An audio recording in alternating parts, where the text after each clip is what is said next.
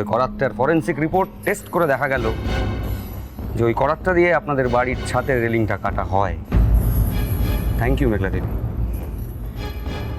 এবং তারপর ইভান বাবুকে বাধ্য করা হয় ওই রেলিংয়ে ভর দিয়ে দাঁড়াতে।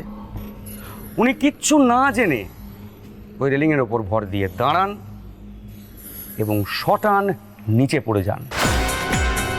কি অদ্ভুত প্ল্যান ভেবে দেখুন। কারোর সন্দেহ হবে না যে এটা অ্যাক্সিডেন্ট নয়। অফিসার, এবার কিন্তু আমারও খুব অধৈর্য লাগছে। মানে আপনি বারবার বলছেন যে ইভানকে খুন করার চেষ্টা হয়েছিল, কিন্তু কে চেষ্টাটা করেছিল সেটা বলছেন না। কে করেছিল এইটাই তো সবচেয়ে বড় প্রশ্ন। কে করেছিল? অবশ্যই সে করেছিল যার ইভান বাপুর অফিস জয়েন করা এবং সম্পত্তির অধিকার পাওয়া নিয়ে ভীষণ সমস্যা ছিল। তিনি প্ল্যান করে আপনাদের বাড়িতে লোডশেডিংটা করান যাতে আরও মসৃণভাবে এই কাজটা করা যায়। অফিসার প্লিজ, এবার আপনি দয়া করে বলুন যে আপনি কার কথা বলছেন। অফিসার, আমি নিশ্চিত আপনি যখন এতদূর তদন্ত করেছেন তখন এর পেছনের লোকটাকেও আপনি খুঁজে ফেলেছেন। আপনি নামটা বলুন। হ্যাঁ, আসলে মুশকিলটা ওইখানেই, জানেন তো ম্যাডাম। সবটা বার করে ফেলেছে, শুধু নামটা বার করতে পারছি না।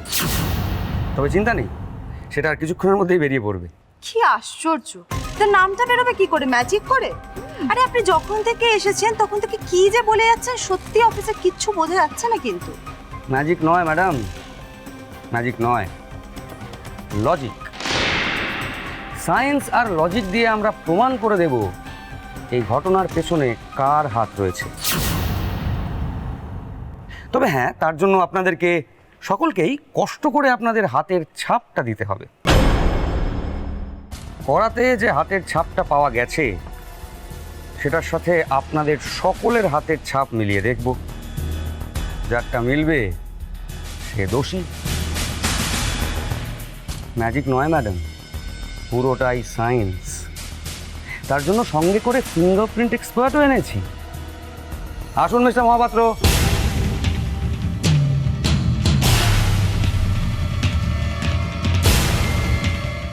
আপনি আপনার কাজ শুরু করে দিন। Okay officer.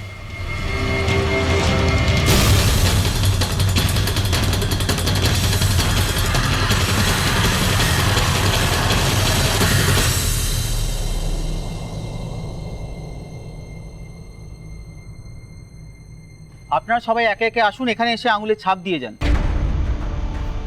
Excuse me officer, বাবা আর ঠাম্মি তো স্পটেই প্রেজেন্ট ছিল না সেদিন। আপনার ওদের ফিঙ্গারপ্রিন্ট কেন লাগবে একটু বলতে পারেন?